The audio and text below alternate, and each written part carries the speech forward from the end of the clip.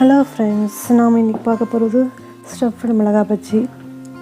அதுக்கு மிளகாவை சுத்தம் பண்ணி வச்சுட்டுருக்கேன். இது ரொம்ப காரமாக இருக்கிறதுனால எல்லாத்துலேயும் கொஞ்சம் காரம் கம்மியாக போட்டுக்கலாம். ஃபஸ்ட்டு ஆனியன் சாப் பண்ணி வச்சுருக்கேன். ஆனியன் எடுத்துக்கிறேன். அதுக்கு தேவையான அளவு காரம் கொஞ்சமாக போட்டுக்கலாம். 1/4 டீஸ்பூன் உப்பு, 1/4 டீஸ்பூன் ஓமம் நான் சேர்த்துக்கிறேன். விருப்பம்னா நீங்கள் சேர்த்துக்குங்க. ஓமம் சேர்த்தா உடம்புக்கு நல்லது. பெருங்காயத்தூள் ஒரு பிஞ்சு போட்டுக்கிறேன். இதை நல்லா மிக்ஸ் பண்ணி எடுத்துக்கலாம். இப்போ நான் கொஞ்சமாக சர்க்கரை போட்டுக்க போகிறேன். சர்க்கரை போட்டால் கொஞ்சம் லைட் ஸ்வீட்னஸ் கிடைக்கும். அது ரொம்ப ருசியாக இருக்கும். அதை சேர்த்துட்டு நல்லா கலந்து விட்டுக்கலாம். இது மாதிரி கலந்து வச்சுக்கலாம். இது கூட கொஞ்சமாக நம்ம தனியாத்தூள் சேர்த்தா ரொம்ப டேஸ்ட்டாக இருக்கும், வாசனையாகவும் இருக்கும். இப்போது 1/2 மூடி எலுமிச்சைப்பழம் பிழிஞ்சிக்கலாம். இதை நல்லா கலந்து விட்டுக்கலாம். இப்போ ஸ்டஃபிங் ரெடி. இது பாருங்கள். இப்போது மேல் மாவு தயாரிச்சுக்கலாம். பஜ்ஜி மாவு 2 கப் கடலை மாவு எடுத்துட்டுருக்கேன். 1/2 கப் அரிசி மாவு,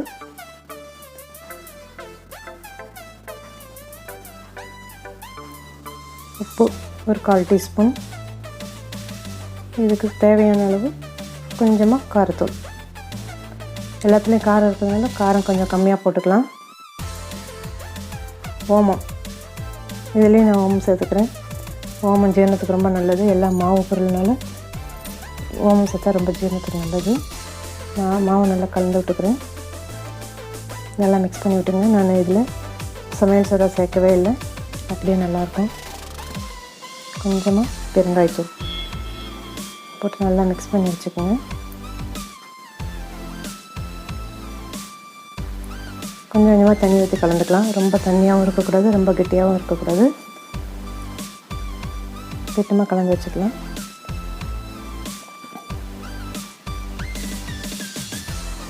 இன்னும் கொஞ்சமாக தண்ணி ஊற்றி கலந்துக்கிறேன். மிளகாய்ன்றதுனால மேலே ஒட்டணும், அதுக்காக ரொம்ப தண்ணியாகவும் இருக்கக்கூடாது. மீடியம் சைஸில் கலந்துக்கிறேன். இதை பாருங்கள், இப்படி கலந்து எடுத்துக்கலாம். மிளகாயை நல்லா கழுவி வச்சதுனால இப்போது மிளகாவை நம்ம கீறி எடுத்துக்கலாம்.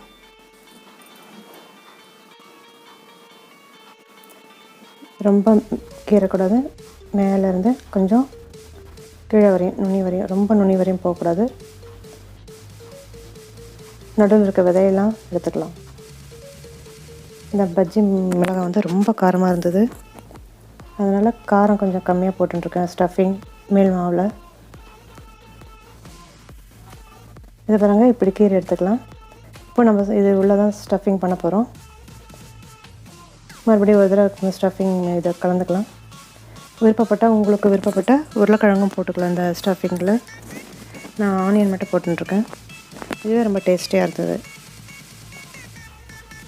மிளகாய் ரொம்ப காரமாக இருந்தால் கொஞ்சம் எலுமிச்சைப்பழம், உப்பு போட்டு கொஞ்சம் தண்ணி ஊற்றி அந்த இதில் ஊற வச்சிடலாம் மிளகாவை. காரம் கொஞ்சம் கம்மியாக இருக்கும். நான் அப்படி பண்ணாமலே இப்போ ஸ்டஃபிங் பண்ணி பஜ்ஜி போட போகிறேன். இப்போ ஸ்டஃபிங் பண்ணியாச்சு.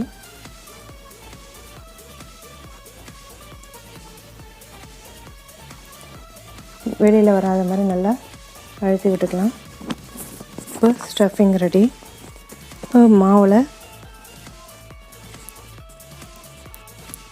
எடுத்து கொஞ்சோண்டு இந்த ஸ்டஃபிங்குள்ளே வச்சுக்கலாம். அப்போ தான் வெளியே வராமல் இருக்கும்.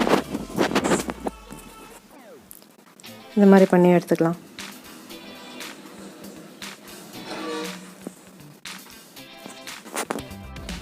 இப்படி பண்ணும்போது ஸ்டஃபிங் வெளியே வராமல் இருக்கும். பொரிக்கும்போது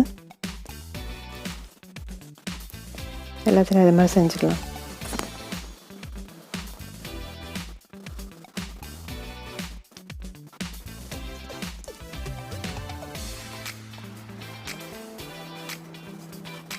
இப்போ எண்ணெய் காய வச்சுட்டுருக்கேன். மீடியம் ஃப்ளேமில் வச்சுக்கலாம். அப்படியே எடுத்து எண்ணெயில் போட்டு பொரிக்கலாம்.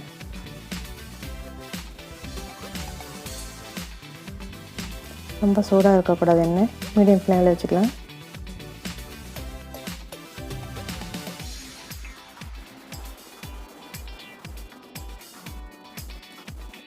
அப்படியே திருப்பி விட்டுக்குங்க, லேசாக திருப்பி விட்டுக்குங்க.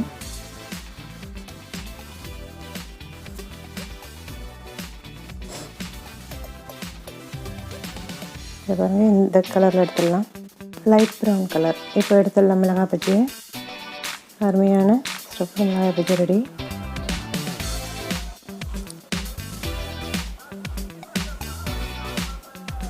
பார்க்கவே நல்லா இருக்குல்ல, சாப்பிடவும் நல்லா இருந்தது.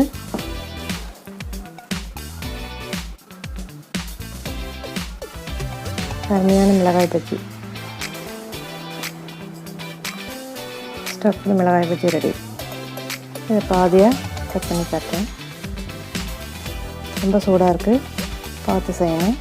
இப்போ பாருங்கள் எவ்வளோ அழகாக இருக்குது. ஸ்டஃப்டு மிளகாய் பஜ்ஜி ரெடி.